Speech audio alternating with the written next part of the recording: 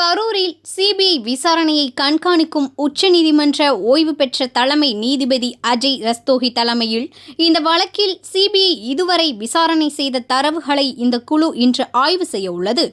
கரூர் வேலுசாமிபுரத்தில் கடந்த செப்டம்பர் 27 தவிக தலைவர் விஜய் பங்கேற்ற பிரச்சாரத்தில் கூட்ட நெரிசலில் சிக்கி 41 பேர் உயிரிழந்தனர்.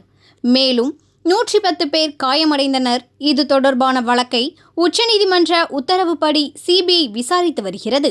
மேலும் கரூரில் முகாமிட்டுள்ள சிபிஐ அதிகாரிகள் சம்பவத்தில் இறந்தவர்களின் குடும்பத்தினர், காயமடைந்தவர்களின் ஆம்புலன்ஸ் ஓட்டுநர்கள், போலீசார், தவிக மாநில நிர்வாகிகள் மற்றும் வேலுசாமிபுர பகுதியைச் சேர்ந்த வியாபாரிகள் உள்ளிட்ட பல்வேறு நபர்களிடம் விசாரணை நடத்தியுள்ளனர்.